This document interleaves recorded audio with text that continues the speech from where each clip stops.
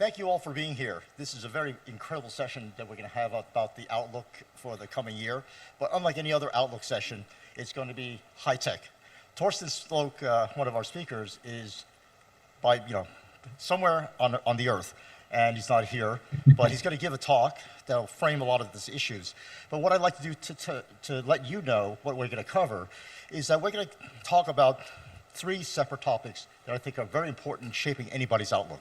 First, the big elephant in the room is about tariffs and what the tariff policy of the United States has done to globalization and how globalization has really changed because of that and what it implies for export-oriented economies here in Asia. The second topic, of course, has to do with interest rates, exchange rates, evaluations, and asset prices, which I think many of you in the audience are interested in. And I think Toss is going to talk about that, and I'll be asking Larry a bunch of questions about that. The third issue is going to cover asset markets and how capital markets are changing and how the mix between private and public markets may be influencing the way you will be conducting your investment strategies going forward. So those are the three main topics that I think will shape everybody's outlook, and a lot of them are structural issues, some of them are cyclical issues, and some of them are very relevant for any kind of policy analysis that you may be interested in doing. So that's the shape of the session, and I think we can go to Torsten right now and hear what wisdom he has to lay on us. But before he does, if you haven't done so already, tell all your friends this is the place to be, right? Forget about the other sessions, because this is the one that you want to be at. So I see Torsten's ready to talk, and I'll let him start. Thanks so much, Bill. Thanks. And thank you so much, everyone, for coming today. And thank you for having me. So let me share my screen and show you a few slides about how we think about the outlook for the US economy and the global economy. The key issue when we think about the outlook is to try to identify what are the headwinds and what are the tailwinds. And if we look at the list of headwinds, number one on the list is indeed tariffs. So as you can see on this slide, tariffs are, of course, something that's holding the economy back. Why is tariffs holding the economy back? Because tariffs means higher prices, simply more expensive to import things into the US. And as Walmart has been saying, when prices go up, sales go down. So this is the number one headwind. This has been with us now for 6 months. It continues to be a very important aspect of the economic outlook, and it continues to weigh on GDP and put upward pressure on inflation. Secondly, immigration restrictions. This is also a headwind to the economic outlook. At the moment, the Trump administration has the goal of deporting 3,000 people every single day. If you multiply 3,000 by 365, you get that the total number of people who will be deported in 2025 could be roughly around 1 million.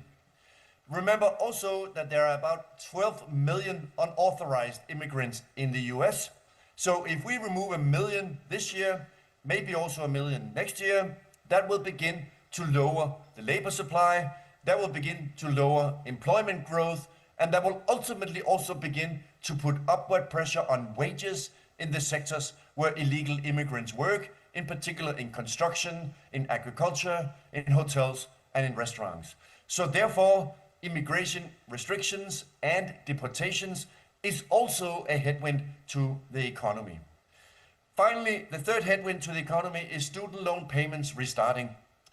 Remember, during the pandemic, if you had a student loan in the US, it was put on pause.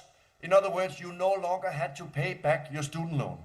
That pause ended now in May.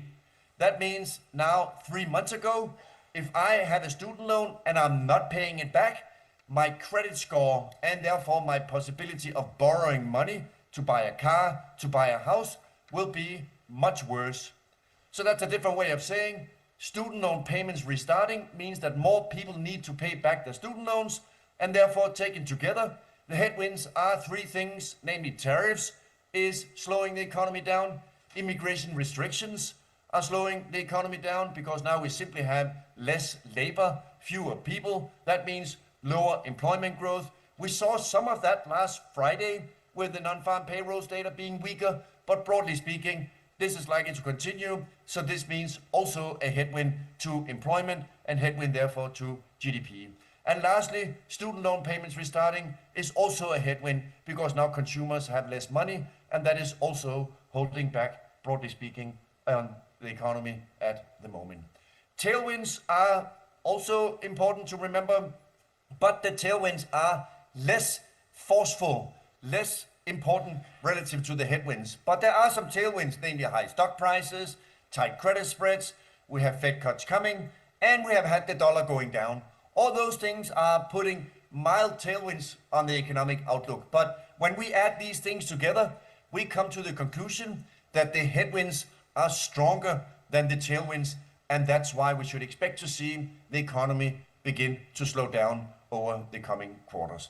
That's why one way of describing the economic outlook is the chart to the right, which shows you the slowdown in growth over the coming quarters, and then things getting gradually better in 2026. In other words, this is not the chart to the left where we had Lehman Brothers, we had the COVID shock, where we got a recession. We do not expect that we will get a recession, but there's still an elevated risk of a slowdown, ultimately resulting in a recession. But what we are watching, and therefore important for us as investors, is the three things I have written at the bottom, namely what is going on with the trade war, what is going on with immigration, and what's going on with student loan payments restarting. So in summary, these things combined argue for a mild slowdown, but a slowdown where we at the same time have some upward pressure on inflation. And what's been important more recently is what this has done to the dollar. This chart here shows you net foreign purchases of US assets. So let's do this carefully. This shows you what did foreigners do in US financial markets in January, February, March, April, May, and June. And let's go all the way to the left. The orange bar shows you that in April, when Liberation Day started, when Trump started his trade war, foreigners were selling in April US assets. Which assets were they selling? They were selling, if you look at the next part of the slide, treasury bonds and notes. They were selling equities. They were buying corporate bonds, but they were also selling government agency bonds. So in April, it was absolutely the case. Foreigners did not want to buy US assets. But have a look at now what happened in May. The red bar shows you that in May, foreigners came back very significantly as buyers of US assets. What were foreigners buying? They were buying, in the red bar, you see treasuries, they were buying equities, they were buying corporate bonds, and they were buying government agency bonds. And then finally, the data just came out for June, and that is the gray bar. The gray bar is also strong in aggregate, but now have a look at what did foreigners buy in June? Well, now you suddenly see foreigners did not buy much in treasuries. In fact, they were selling a little bit. They were buying equities, they were also buying some corporate bonds, and very little also in agencies. But the conclusion is we have to watch very, very carefully in the tick data what are foreigners doing in US financial markets. And as you can see, foreigners have been still actively buying US assets, but they've been buying more equities, the AI story, and they have become a little bit more worried about interest rates, government bonds, and that is of course because of the problems that are with the fiscal situation at the moment. This chart shows you debt to GDP in the US, and as you can see, that's expected to go up over the coming years. This continues to be a major issue for financial markets. This is treasury issuance across the yield curve. This is measured in billions of dollars. You can see that issuance is high for 2-year rates, 3-year rates, 5-year rates to the left in the chart, and issuance is actually low in the long end of the yield curve. There's very little issuance of 20-year government bonds, and there's also very limited issuance of 30-year government bonds. So this is why watching what's going on with issuance, how are treasury auctions going to work, are there problems with not enough demand, is very important when you have the outlook that the fiscal situation continues to deteriorate. So this is a major structural risk in the background that we're spending some time on, simply because this risk continues to be very important as a factor in the outlook, as a risk in terms of how we think about things. Lastly, let me end on the last slide, namely, let's now take a look at, okay, so what is now the economic outlook for the US for the next 18 months? How should I think about investing for the next 18 months? And what you see in this chart here is the consensus economic forecast. The orange numbers is the historical data, the white numbers is the forecast. And there's about 60 people who submit the forecast to Bloomberg, and this is their view of the economic outlook. And let's look at the 3 squared boxes I'm showing here. In the upper right-hand corner, the first observation is the consensus today is saying that the probability of a recession is 30%. That's a pretty high number. If you look at the stock market, if you look at credit markets, IG, high yield loans, it doesn't look like financial markets are expecting a 30% chance of a recession. So why is the consensus having the view that there's a 30% chance of recession? It probably has to do with these fears that there might be more problems from the trade war. There might be more problems because of immigration and deportation, and there might also be more problems because of the headwinds to consumers, because of student loan payments restarting. And that is exactly the forecast you see in the second squared box for real GDP. If you look to the left for real GDP, it was last year 3.1, 2.4. Those are high numbers. But look at what the expectation is now. It is this Nike swoosh, slow down with 1.1, 1.1, 1.5, 1.8, 1.9. In other words, a gradual slowdown where things get better as we get into 2026. So the expectation from the market, the expectation to earnings in the S&P 500, the expectations to earnings for AI companies, the Magnificent Seven, is that growth is expected to slow down. It will be at different levels, but it's clear that a slowdown is coming in the pipeline because of tariffs, because of mainly most of course the trade war, but also because of the headwinds coming from immigration restrictions and also the headwinds coming from deportations and of course also what's going on with student loan payments. And now finally, look at the last squared box. If you had asked me, growth is slowing down, what do you think will happen to inflation? I would have said, well, if growth is slowing down, inflation should also slow down. But have a look at what consensus is expecting for inflation. The consensus is expecting inflation to go from 2.5 in the second quarter of this year to go up to 2.9312930. In other words, this is highly, highly unusual. Namely, the consensus and the Fed and we at Apollo expect growth to slow down and inflation to go up.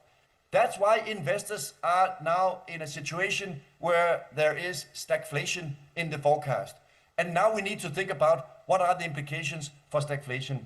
And the implications, of course, are downward pressure on earnings, upward pressure on interest rates. That's a very different environment from overheating, which is where we were from 2023-24, Goldilocks, which is a situation where inflation is low, GDP growth and earnings are high. That's where we were from 2009 to 2022. And of course, very, very different from a recession, which is where we were in 2008 and 2020. So the key challenge for us in markets, and Bill, let me turn it back to you, is of course, what should investors do in stagflation when you at the same time have downside pressure on earnings and at the same time upside pressure on interest rates? And one answer to that question is you must be up in quality in debt, up in quality in equity to protect yourself against the risk of both the slowdown in earnings and GDP and at the same time interest rates staying more elevated.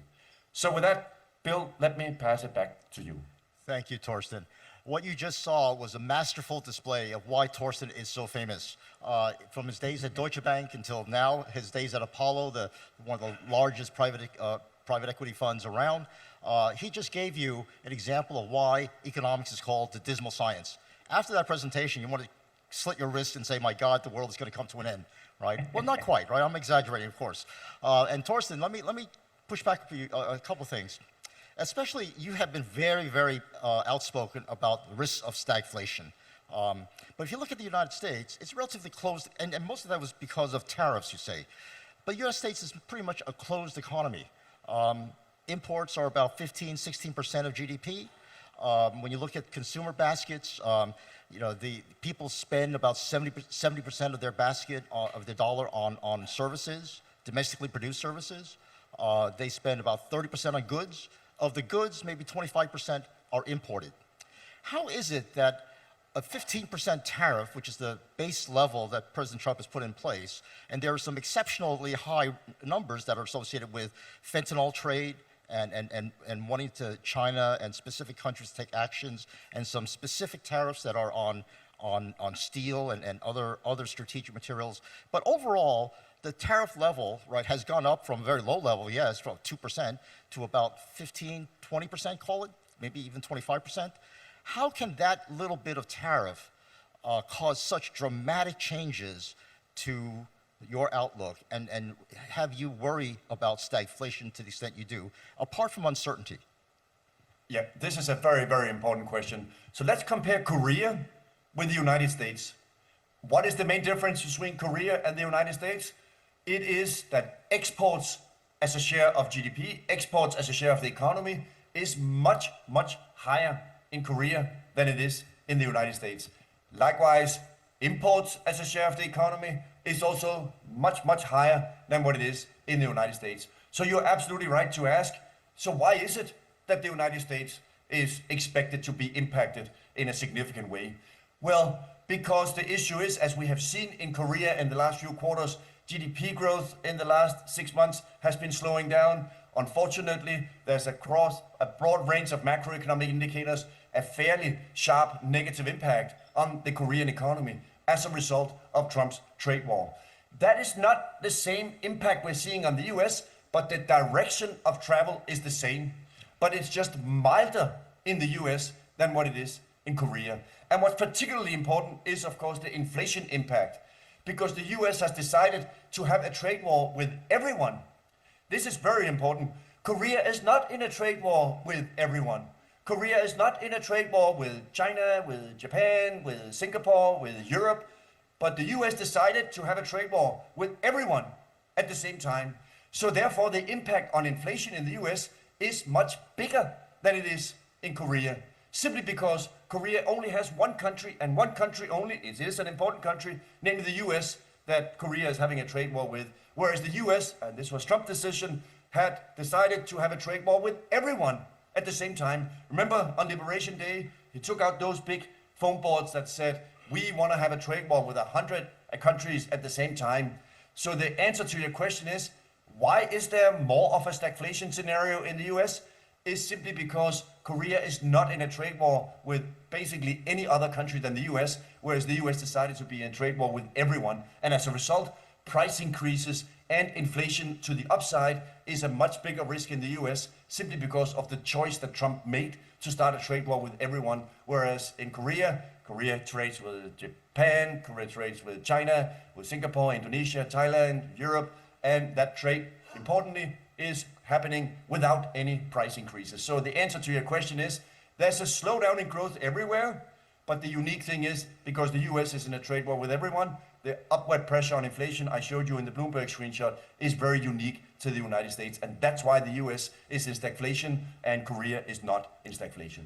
Right, and the type of inflation we're talking about from tariffs is a one-time adjustment of the price level, so that when the prices go up during the time it's going up, we have that higher inflation rate. But once it achieves an equilibrium, it should stay there, and the inflation, in principle, should subside, although it may be second or third rounds. But I also want to point out to everyone, remember when Torsten showed you that chart, he said, look at the right-hand side, where growth slows down. It slowed down to a level that was still above the potential growth of the United States. And that, I think, is very important, that right now we're growing at faster than potential, which means a lot of pressure, upward pressure on prices and on inflation. That is not just a one-time pressure, but rather a long-standing pressure. The other thing I wanted to I guess, characterize, and since you characterize tariff policies in such a classic textbook way, I can't help but push back and say, look, the tariff policy that was announced on Liberation Day is not the textbook policy, because Trump did not just announce, hey, these are some humongous tariffs I'm putting on everybody. He said in his speech in the World Economic Forum in January, US is open for business. I want the world to invest in the United States. These tariffs are a way for him to say, come invest in the United States and produce here, because if you want to be a competitor to the United States rather than a partner, I'm going to charge you a lot of tariffs. But if you come here and produce stuff, invest in the United States, bring capital in the United States, bring technology to the United States, create jobs in the United States, and sell to your marketplace by producing in your marketplace, you will have no tariffs, or very low tariffs, or exemptions. So to me, it's not the Trump tariff policy, but the Trump investment policy that includes tariffs as one instrument in that overall package. The package is, he got elected on lower government, smaller government, lower tax rates, and fewer regulations. That was the principal agenda. And then he said, I'm going to put a tariff barrier around and protect you from unfair competition if you decide to be a partner with the United States. So I guess my question to you, Torsten, is the extent to which you think the investment policies can increase supply side enough to offset a lot of the drop in GDP, and also enough supply response to be able to moderate, if not eliminate, the inflation response that you just talked about in the forecast. Yeah, this is also a very important discussion. The issue is, if, as we all know, look at ISM for the manufacturing sectors, that's a very important indicator that looks at, is the manufacturing sector growing, is the manufacturing sector shrinking? And if you look at last Friday, the employment report, what has happened to manufacturing jobs since Trump came into office? And the answer is, manufacturing jobs are now negative, meaning we are not seeing, at least up to this point, that significant growth in the manufacturing sector in the US. It may be that that's coming, but at this point, we have both weakness in the ISM manufacturing, which is the number one indicator for asking the question, is goods production coming back to the US? And likewise, we're also seeing weakness in job growth in the manufacturing sector. In fact, it was negative in the numbers that came out last Friday, also suggesting that the manufacturing sector, at least not quite yet, has not grown to the areas and in the direction that Trump has been talking about and asking for. That doesn't mean that it cannot happen. There's a lot of trade deals, including with Korea, with Japan, with Europe, that was signed where there was commitments by foreigners to invest in the US. The only observation today for us as investors is it has just not quite happened yet. It may happen going forward, but at this point, I worry more about a slowdown, while at the same time the upward pressure on inflation. So yes, you're right. If we do have a major boom in the manufacturing sector, then we can sit down again and talk about that supply might begin to lower inflation. But at this point, the high forecast for inflation the consensus has is making me more worried that inflation will be at least more sticky. If not, we'll find out. There's new inflation data coming out on Thursday this week in 8:30 a.m. East Coast time in the US. And that's when we will figure out if inflation is actually beginning to stabilize or if it's at risk of continuously moving higher. And one other thing that Torsten was very diplomatic enough and nice enough not to say was that where there was an effort to have an investment boom, like South Korea investing in the United States, messing up the immigration laws and having such strict interpretation of what is a legal and illegal worker has also not helped the Trump administration at all. So certainly there's a lot of difference between what he wanted in theory and what is being put in practice, and getting the legal rights of investors and how you produce in the United States is a question that hasn't been resolved by the administration. We have, of course, Larry Hatheway here. I don't want to leave Larry out of this discussion. Larry is a strategic advisor to Franklin Templeton, but before that, he spent so many years being a regular dismal science economist at UBS and in other places. Larry, I want you to run in here and comment on what you heard from Torsten and some of the questions I asked him about the pushback as to maybe his dismal science view is a little bit too dismal. Okay, certainly, and thank you, everyone, for having me here today, and Torsten, great to see you, if only here on screen. It's a great place to pick up on. I'll make a few brief observations, and I'll try to paint my pictures with words, since I don't have slides to accompany it.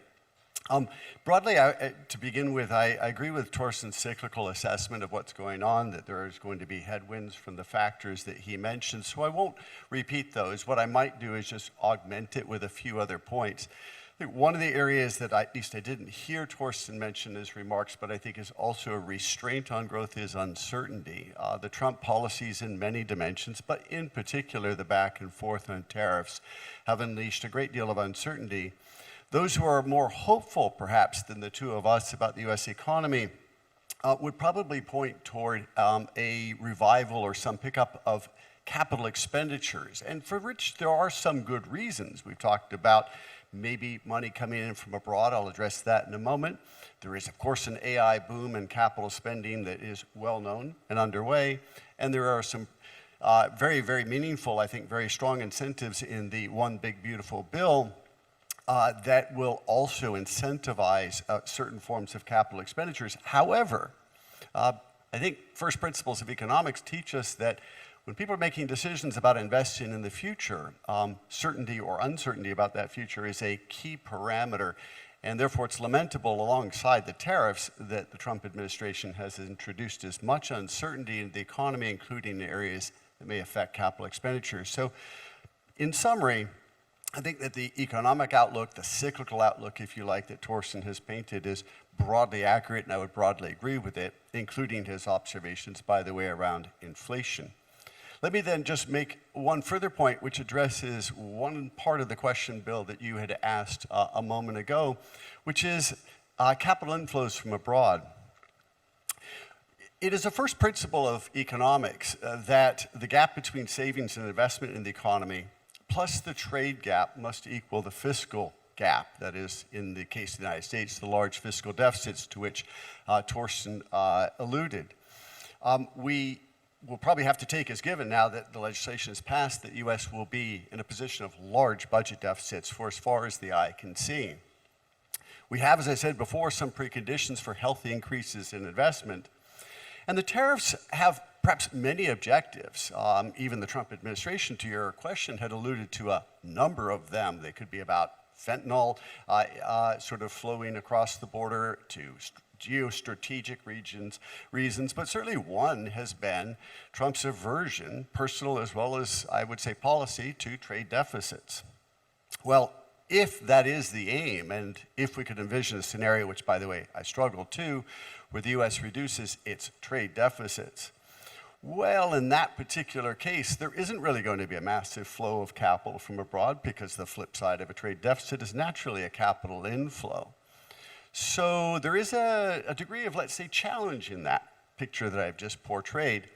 And among other things, it suggests that if in fact the effort is to reduce the U.S. trade deficit, to maintain large budget deficits, and to have an investment boom, then domestic savings in the United States must boom in order for that to find an equilibrium, which suggests that there is perhaps some downside risk over time to Torsten's view about the direction of the U.S. economy, in particular domestic demand. In other words, the implication of that is that real interest rates must rise. And that may be a segue for something that we'll talk about a bit later in terms of investment implications for capital markets, and broader for investment strategy. So I'll conclude those opening remarks there. That's a great place to jump off from, because let me repeat what he just said, right? In order for investment to boom, you got to have a boom of savings, right? That's the identity. You can't get away from that. That is true under any economic theory on earth. So where are the savings coming from? Unfortunately, Larry slipped in the word domestic savings have to boom.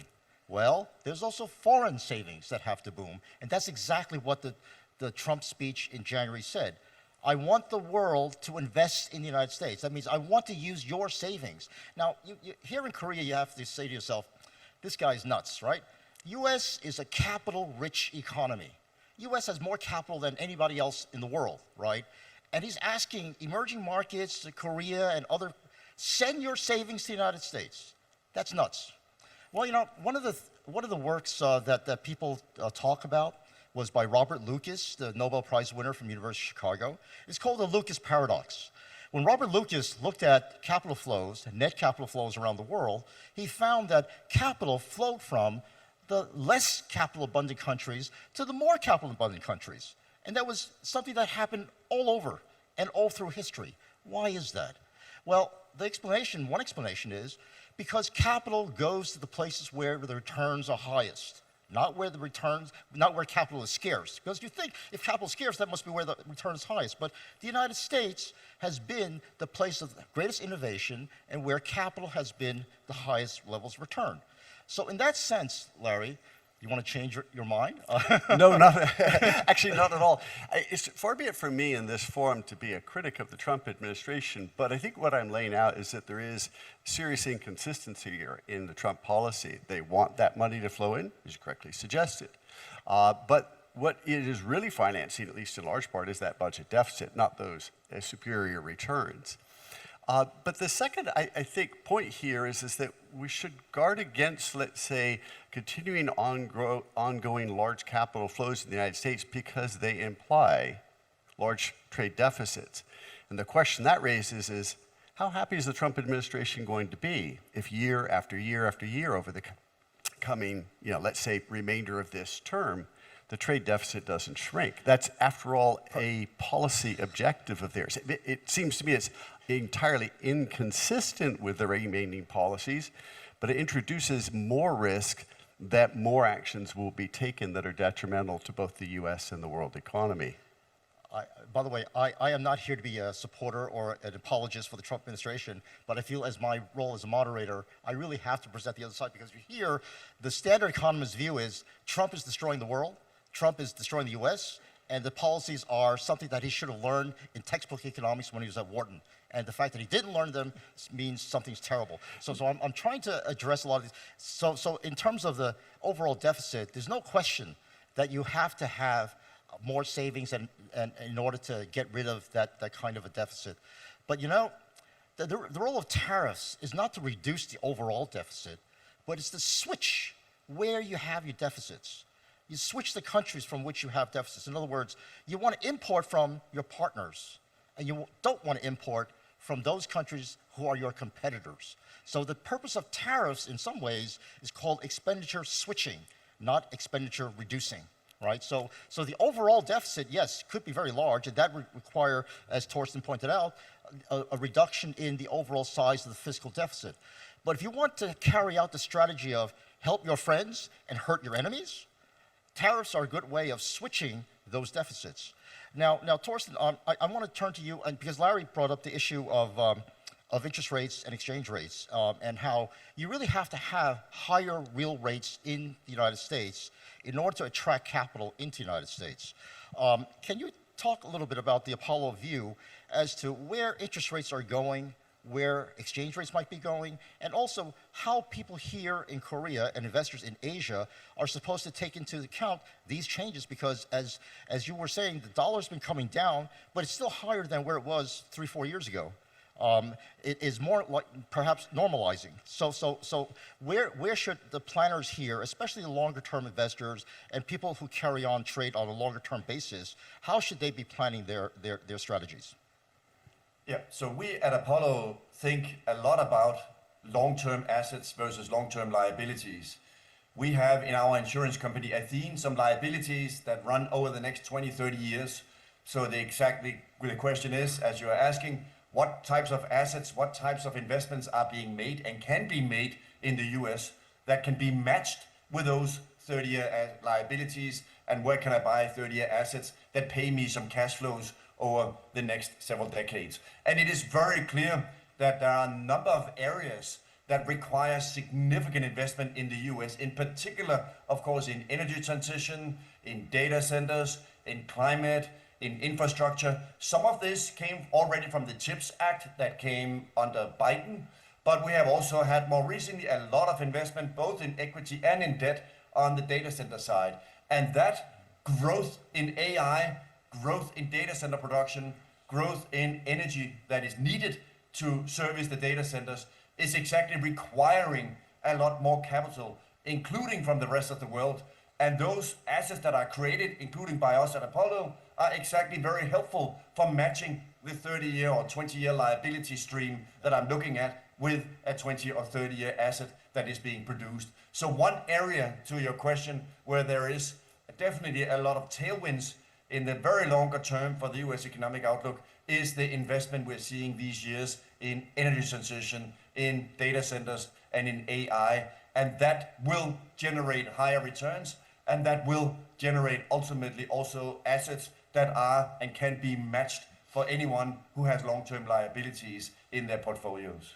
Yeah, I think it's very important to remember what Torsten is talking about, right? It's not one real interest rate that characterizes the United States investment opportunities. It's sectoral investment real rates of return and company real rates of return that really have to be looked into. And Larry, on the issue of currencies, there's a lot of talk now about digital currencies, a lot of alternatives to the dollar.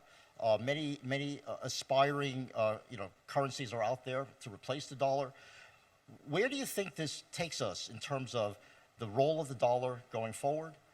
And how should investors react to that? Should they get out of dollar assets in more digital currencies, or how do they hedge this trend? Right.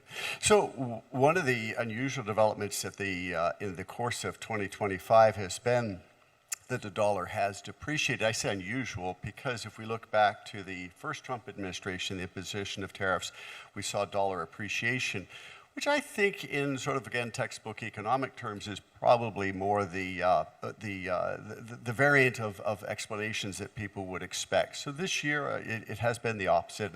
As I said, I think it's caught some observers by surprise.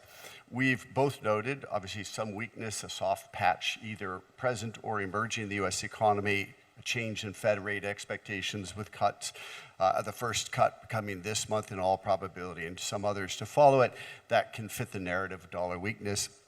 I don't think this is about a wholesale shift out of dollars, which may be implied in your question, and into alternatives, and I'll return to that in just a moment. But I do suspect that if we look out over some cyclical horizon, which could be perhaps the next half year, maybe a bit longer, this tendency for the dollar to depreciate seems to me to be the right way to think about things. In a longer term sense, which I think is also embedded in your question, there are, of course, some trends underway. We've seen the, let's say, holdings of reserve managers, central banks that hold their reserves across a plethora of assets, that their holdings of dollars has been generally subsiding over now, actually decades, but there's nothing there that seems to be particularly rapid or untoward. That might surprise some people. After all, we are seeing what seems to be as an absolute paradigm shift in terms of U.S. economic policy, U.S. global leadership in so many other dimensions, including geostrategic and so forth, that one could imagine that would erode the dollar's, let's say, standing as the world's chief reserve currency. But there is a problem, right? And you allude to it in your question, which is that if you do want to lighten up on the dollar, where do you go, right? The dollar and the United States offers by far and away the deepest, most liquid capital markets with greater homogeneity, let's say in fixed income, particularly in the treasury market, than, for example, Europe does with its sort of disparate group of sovereign bonds, or frankly, any other country. Capital controls and so forth preclude some countries from consideration, at least as a major substitute like China. And so therefore there is some discussion about digital currencies. But digital currencies in the sense of private digital currencies as opposed to central bank digital currencies have a number of different challenges for investors, not least of which are platforms, liquidity itself, as well as obviously some concerns about their use for illicit activities. So it seems to me that in a sense, we're probably in a continuing phase, and maybe at the margin a slightly accelerating phase of the dollar's role diminishing, but it probably doesn't go much beyond that kind of a profile simply because of the absence of viable substitutes. Now, we have about 8 minutes left in the session. I want to leave some time for Q&A, but I cannot let these two gentlemen who represent the largest public investment organization and one of the largest private equity investment organizations go without asking them about how the changing market structure is going to influence investment strategies around the world, and especially here in Korea. So Torsten, I'm going to turn to you, but if you want to comment on this, what Larry just said about digital currencies and other alternatives to the dollar, please do so. But tell us, we see so many investment houses and pension funds, endowments, and long-term investors turn to private equity and private credit in their portfolios, becoming a larger and larger share. But an interesting chart was shown just recently showing for the Ivy League universities, Columbia, Harvard, and Yale, and so on, their rates of return have been dropping like a rock over the last 5 years as they increase the allocation toward private equity. Now, I'm not claiming it's causal, but how do investment managers handle the question from their trustees about liquidity and lack of transparency and sort of lack of control once they commit their money to private equity or private capital? Yeah, this is a very, very important discussion, and in particular for pension funds and insurance companies with a long horizon. In private markets, you can get something that's risky, something that's safe. In public markets, you can get something that's risky, you can get something that's safe. And what's very important to remember is that there are many private companies in the US and in Europe. 90% of businesses with revenues of more than $100 million in the US are private. So that means that we have a significant share of the economy that is taking place in the private space. So that's why from a pension fund perspective, the modern way of thinking about private versus public is that it is now possible to do fixed income replacement. It's possible to take parts of your portfolio and say, I don't need daily liquidity in this part of my portfolio, but it would be good if I can get a higher return in private markets if I do invest in the opportunities that come along in particular US, but also in Europe, where you have many more private companies. The number of public companies in the US have shrunk from 8,000 to now around 4,000. There are many companies that are delisted because there's a lot of burdens that come along with being public. So the short answer to your question, Bill, is that there's a lot of excitement and there is a lot of possibilities and opportunities in private markets, especially in private credit, where you can get deals that are 100 to 200 basis points higher historically than what you can get in public markets. And that is exactly because managers, including such as Apollo, they can decide how much risk do we want to take. Apollo mainly is investment grade credit risk, and we can also exactly give the loans to the companies out there that you cannot get access to in public markets. So there are so many different dimensions to your question that are important, namely the opportunity set and the possibilities for investing in private credit especially are much bigger, of course, in US and European markets. And lastly, you asked also about private equity. It's absolutely correct that the endowment model has, of course, been struggling because when interest rates went up, the endowments were of significantly overweight in private equity, and higher interest rates, of course, means a higher bar for returns in private equity, and that has meant less exits and less distributions. That's why at the moment, with interest rates still staying higher because inflation is higher, that still means that private credit with a higher level of yields still is where a lot of money is flowing at the moment. Thank you, Torsten. Now, by the way, on the Milken website 3 years ago, I wrote a paper on the rush to go private. And you might want to read that because it talks a lot about the trend that Torsten just talked about in terms of number of public companies that are turning private. Now, one piece that Torsten just wrote and was published, I think it was yesterday, how public markets no longer have alpha. He was nice enough not to say that in front of Larry, so I'm going to say it in front of Larry. What do you say to this guy when he tells everybody there's no more alpha to be had in public markets? Yeah, well, on some levels, he's not wrong, right? We've obviously seen a big shift in over decades away from active management in equities towards passive management, understandable on a number of levels, including obviously at the industry-wide level, some of the challenges around performance. I do see the big numbers here ticking down, so I want to address something that I think, frankly, is more important than alpha in public equity markets, as important as that topic is, Bill. And that is what I think is probably, it certainly is a passion of mine. It's also simultaneously perhaps the most important decision in investing and the least appreciated, which is the building and maintenance of a portfolio, of a strategic asset allocation. And I want to make a comment about that in the context of the inclusion now of alternatives.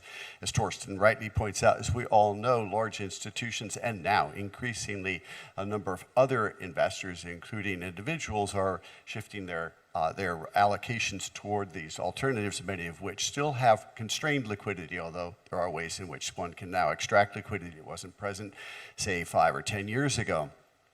Within that, however, and there's great logic in doing that, it has changed, and I hate to be a little bit classroomy here, but it has changed the way that we think about portfolio construction and portfolio analysis. It used to be a two-dimensional problem, risk and return, where risk was measured by volatility, or at least approximated by volatility. It is now a three-dimensional problem over which investors must now optimize. Yes, risk and return are still important, but so too is liquidity. In those periods of market setbacks, drawdowns, and so forth, any investor, be it a pension fund with their assumed liability structure, an endowment with their assumed liability structure, an insurance company with their potential liability structure, they all must ask themselves, am I liquid enough in those moments? And so we are seeing a transition in the industry towards essentially a total portfolio approach, a TPA. that tries to think about how to do these things simultaneously. It's a big body of my work, of my upcoming work personally, but it is, I think, a point that needs to be underscored. As you move into markets, until such time as they become much more liquid than they are now, you must begin to think about how you establish your portfolio, how you manage your portfolio, how you consider risk, not in the traditional ways alone, but also in this third dimension. Thank you, Larry. I'm going to leave it to the last minute and 20 seconds to you guys. What ultimate message do you want to leave our audience here in Korea? Are they going to worry, as you just told them to do, Torsten, about stagflation and the Trump tariff policy bringing the world to the edge of disaster? Or is there some saving grace? And Larry, I guess for you, in this world of pending doom and gloom, what is the portfolio construction that we should learn from this? Torsten? Yeah. So the conclusion for me is that it is a complicated economic environment, but that does not mean that we should go home and hide under our beds. It actually means that we should begin to think about, exactly as Larry is saying, what do our portfolios look like? Where are the opportunities if growth is slowing down? Where are the opportunities if inflation is higher and interest rates are higher? In our view, the main conclusion is you have to be up in quality in credit, up in quality in private credit and public credit, up in quality in equity. So therefore, this is a very opportune moment to begin to think about, exactly as Larry was saying, liquidity. Do I need liquidity? Do I not need liquidity? When do I need the money? Am I matching liabilities that are long duration? Do I want some assets that are long duration that don't necessarily need a lot of liquidity? So I would say the main thing to do here is to take it easy and take a deep breath and say, yes, it's complicated, but what does it mean for my portfolio? What are the opportunities that I can lean into at the moment, given the things that we have talked about for the last 45 minutes? Larry, let's go into 45 seconds of overtime. Okay, briefly. Yes, we are in the middle of a paradigm shift. Nothing like this has ever happened in my lifetime before, and I have a few gray hairs to show for how long I've been doing this kind of thing. A paradigm shift does not necessarily mean that it's going to be negative, but I do think that the way we evaluate risk is different. We cannot take sort of the old let's say, customary assumptions about things like fiscal prudence and monetary policy independence, low inflation, high growth, necessarily as what the future will deliver. But within that new paradigm, as complicated as it is, and we're still trying to figure it out, there's always opportunity for investors. What I would simply add as a final closing statement is that unlike a world in which we might just be chasing returns, and in my lifetime many times that has been sort of the investment philosophy, we do need to be cognizant of risk and how we're going to manage it, as both of us have recently alluded. I want to thank both you guys for being such great sports and letting me needle you guys. And I know you're going to be sending me some terrible emails, but keep that private. So again, thank you both for participating. Thank you, audience, for attending. I hope you got something out of this presentation. Thank you for coming. Thank you. Please give a round of applause for our speakers.